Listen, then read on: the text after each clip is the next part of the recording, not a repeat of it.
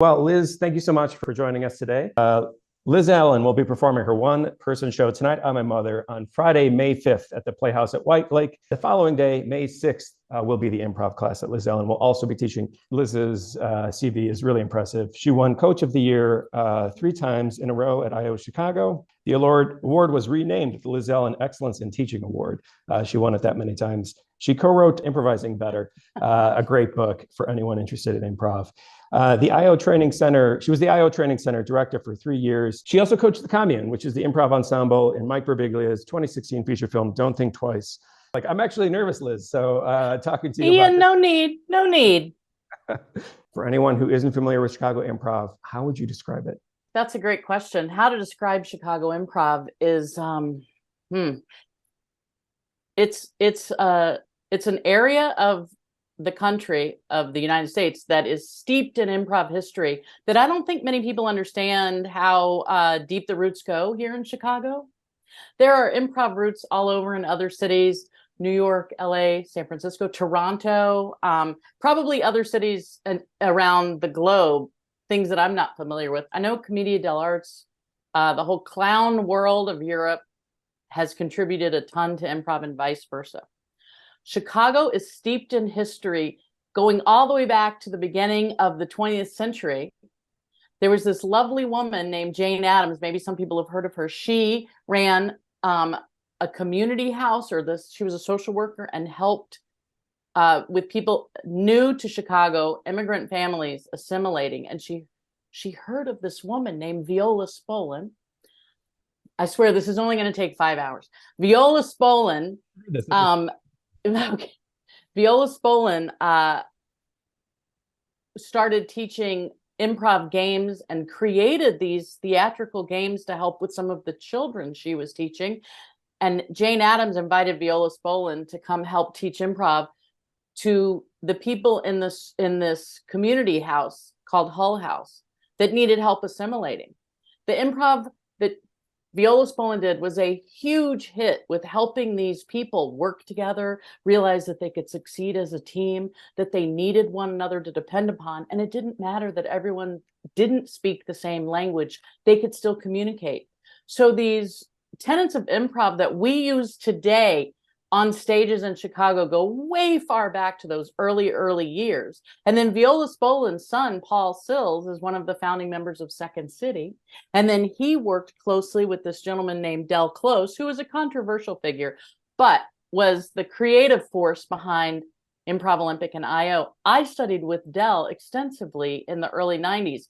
So I'm kind of proud of my lineage that goes back real far in Chicago. And this is just Chicago's history of improv. You can find that in other cities, but what I love about the feeling of Chicago improv is that it is a community event. It is a strong community. It's rooted in a community experience. And that has certainly been my experience with improv here in Chicago. Very cool. That's a great description. I had no idea that it went back to Hull House and Jane Addams and that Viola Spolin worked with him. That is so cool.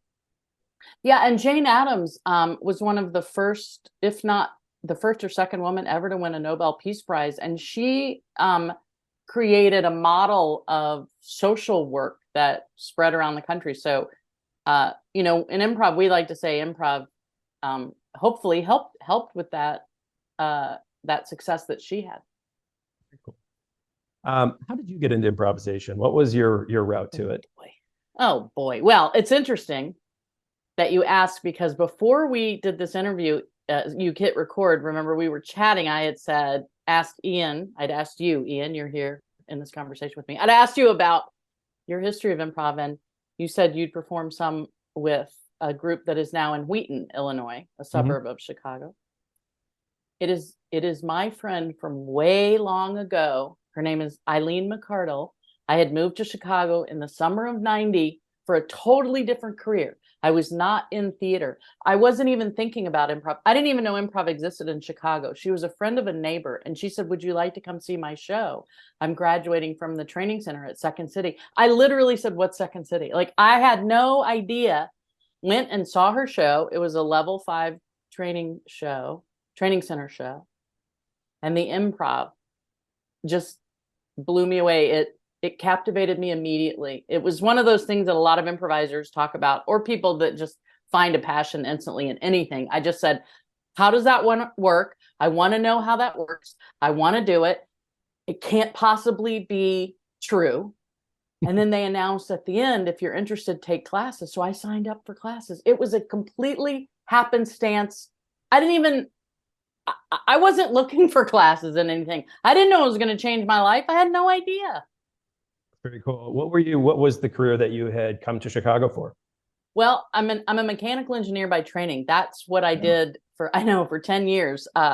I graduated from North Carolina State University. I'm from North Carolina, and I came to Chicago for the summer of '90 to work for Abbott Labs, a pharmaceutical. And I was just going to say the summer. I loved Chicago, discovered improv, and eventually it took like 15 years, I would say, to make the total shift from earning a very good living as an engineer to an okay living teaching improv and performing improv. I was just so completely taken by the art form and this idea of ensemble. And I felt like my brain wanted to understand it. And I've maybe been pulling apart improv for 34 years or 30 years, trying to understand it like I might a combustion engine. Bear with me for that analogy. But I just love improv so much, and I love teaching it, and it's always intriguing to me, and it has been for 3 decades. That's so cool. So you mentioned North Carolina, but correct me if I'm wrong here, your brother lives in the White Lake area, is that right? That's correct. Yes. And that's how come I even know about White Lake. And honestly, that's how come I even know about how great Chicago is I grew up visiting him. He lived here in the Chicago area when I was younger. And then he got a second home, a cottage that's eventually his retirement home where he lives now. So I've been coming over to White Lake to visit him. He's graciously opened his home to me and my family. So I've been able to enjoy the White Lake area for a long time. I love it. Oh, it's beautiful. It's so special. And I don't know. I think it's a neat circle of my life that I'm coming back to White Lake to do this show. Well, we're very glad to have you. Thank you. Talking a little bit about Tonight I'm My Mother. What is it about? And what can people coming to the show expect? Well, there are some heavy themes. There's some heavy topics. My mother struggled with addiction, and that is not a light topic. I try to deal with it in a lighthearted manner, but because there's some dark themes, I do feel the need sometimes to warn people listening to it. It's not a walk in the park, but hopefully it's not terribly depressing, because my mother was she was a delightful human, and she was filled with contradiction. She was bright. She was accomplished. She was also haunted by demons. And as her child, I spent a lot of my life observing her, trying to understand her and understand how she ticks, as we do most people, their parents. So to expect is hopefully, fingers crossed, Ian, you never know, some laughs, let's hope. That's the goal. And a thoughtful look back with me. That's what I would say to expect. Very cool. Did your mom have an influence on you as a performer? Did she perform at all? No, not officially. Mom always said she was afraid of the theater. She could never do this.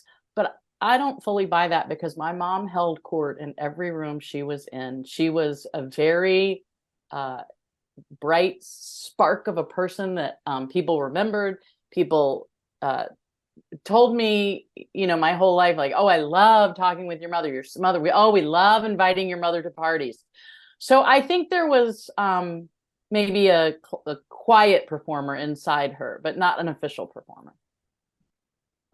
You are known as an incredible coach and teacher, and you'll be teaching an improv class here. What can someone attending your improv class expect? Oh, well, what I'd like to work on, that I always like to work on with brand new people that I've never met before, is to find all of the common ground that we can as soon as possible, not necessarily with information and facts about our lives, but with a willingness to leap in and to have faith in the free fall, that we all dive in together. Maybe some people in the class will know each other, but I won't be familiar with everyone. So I like to promote group as fast as possible. What I like to show improvisers or non-improvisers that are intrigued with the art form, that one of the strongest outcomes of improv is that you can learn to become a part of a greater whole quickly using improv, going all the way back to the early Chicago roots, becoming a part of a greater whole. And it's not a difficult, arduous, long process. It's a willingness experiment. Cool.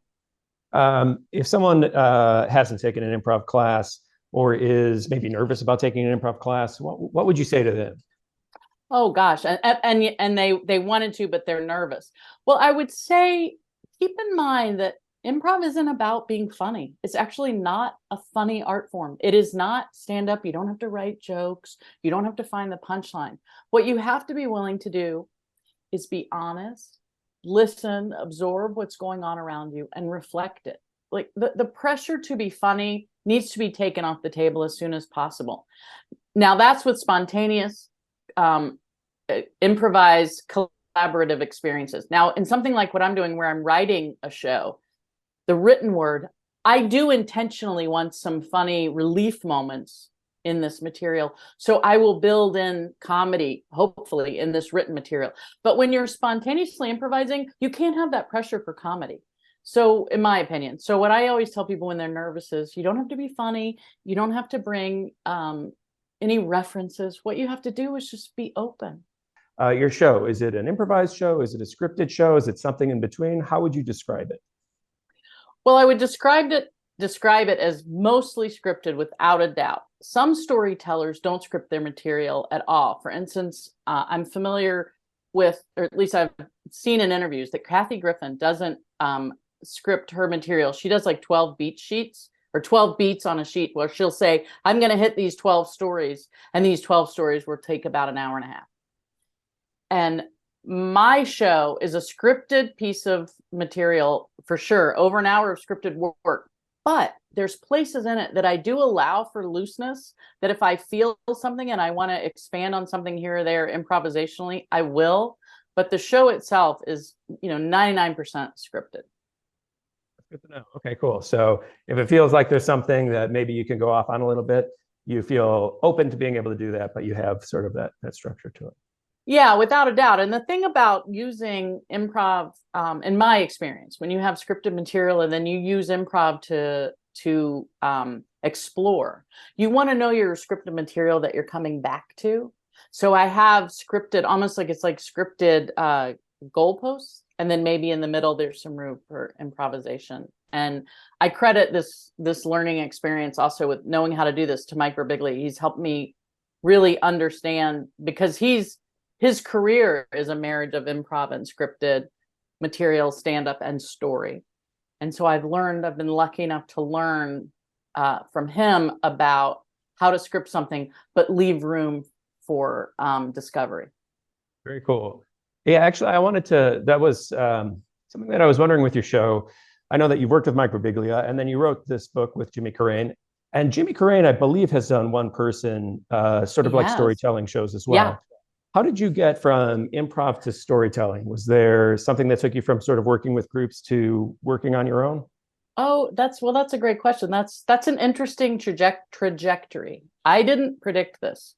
A million years ago, when I would see some of my friends do their solo shows, like Abby Shackner is a friend of mine from a million years ago. She did this amazing one-woman show, and I thought, oh, I'd never be able to conquer that. Mike Birbiglia, his blend of stand up and then he brings in story just blew me away. It's still to this day when I watch him perform, it's like a magic trick.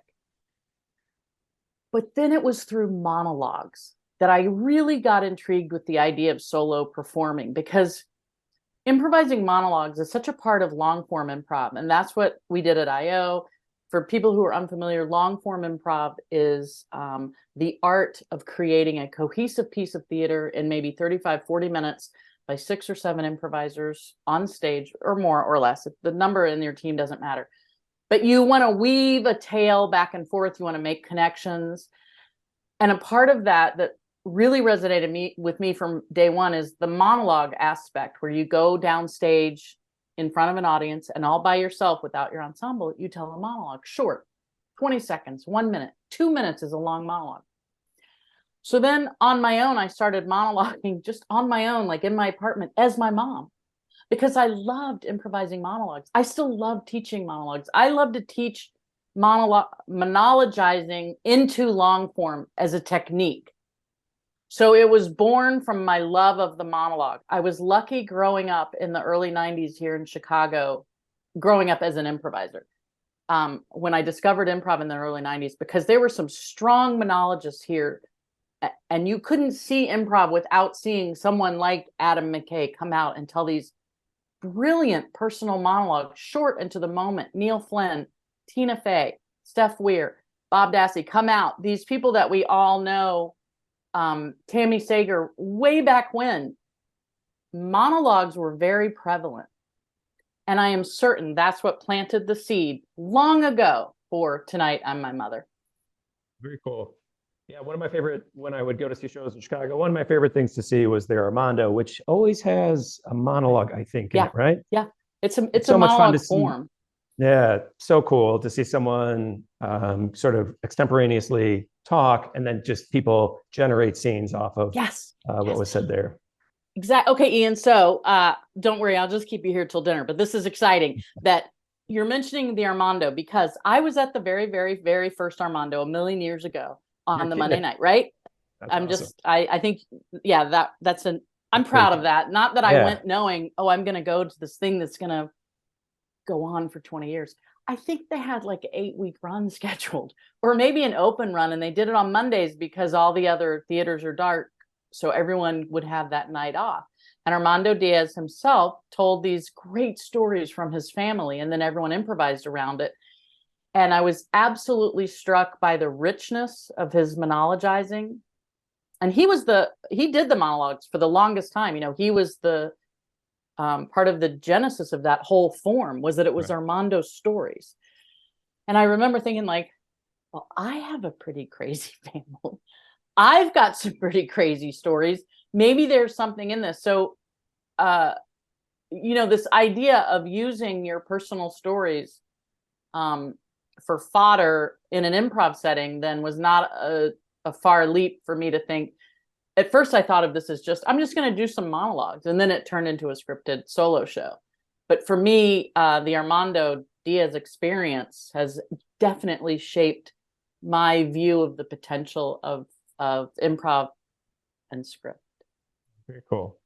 Was Armando Diaz an improviser, or was he? That was okay. Because by the time I saw it, I don't think he was doing the monologue anymore. And I thought, is he actually an improviser, or is this a fabricated person? But was a real person? He's human. He is. Yeah, he absolutely is. Yeah, I've taken classes with him. He's directed me in a couple of shows. Oh, Armando is a part of that generation that there's that generation in improv called The Family that Dell was coaching right when I started teaching, and it was it's a white hot list of people that have gone on in the creative world, Armando being one of them, and they just liked to play together, and they were always coming up with new forms, the living room, all these great forms that we take for granted now. It was really fun to observe them, I guess, just work together and create something that's now been a gift to the entire world of improv. Very cool. Well, I remember Jimmy Carrane, who is your co-writer on the book. Mm-hmm. I remember seeing his show. It was his monologue. You and did? It was, yeah. It was great. I think it was at I know. School. I could be wrong. I think that's what it was. No, I think you're right. And it was so funny. And I thought I had never seen anything like it. The closest I had ever seen was like Spalding Gray, which makes me wonder. Yeah, which I have not seen all Spalding Gray stuff, but what I have seen, I love the way it feels. I just love the tone. And are there any, aside from Armando, are there any other monologists that have particularly interested you or have inspired you? Well, definitely. I mean, Jimmy, did I ever think I would write a book with an improviser like him? Absolutely not, because we grew up worshiping, again, a part of that whole group, of the whole gang, not only the family, but there was a group called Jazz Freddy. I don't know if you're familiar with them in the improv lore. Yeah, like Dave Keckner and Teresa Mulligan, and just amazing people. And Jimmy was a part of that. And let's see, Jimmy did his one-person show. And also, even to this day, like when I see Jimmy around Chicago just doing story shows, he's so funny and he's so honest and he's so vulnerable. So that inspires me. My friend Abby McEnany, you may know her. She did a show on Showtime called Work in Progress. And it's amazing. It's 2 seasons, and her in-person vulnerability really, really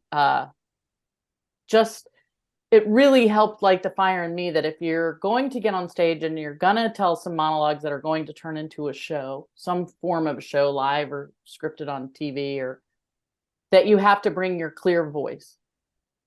And Jimmy is certainly someone who has a clear voice. Abby McEnany is someone who has a clear voice. Even all those guys way back, the family years ago, maybe you're familiar with the improviser Rich Tellerico. Yeah. He's in Dazzariski. Same with Craig Kukowski, who was my coach. I could just go on and on. When these people come forth just for a moment at the corner of the stage to share of themselves, like, I'm riveted. Yeah. So I've been lucky, I think, that just my peer group is just so chock full of talent, and they would inspire me and motivate me to share more of yourself on stage, which is certainly the most vulnerable I'll ever be on stage, is doing this show. I think I'm my mother. I mean, who knows what the future is going to hold, but right now it's certainly vulnerable and inspired by my friends' monologues. Liz, thank you so much for doing this interview. We're so excited to have you. Thank you. And we will see you in May. Thank you so much for having me, Ian.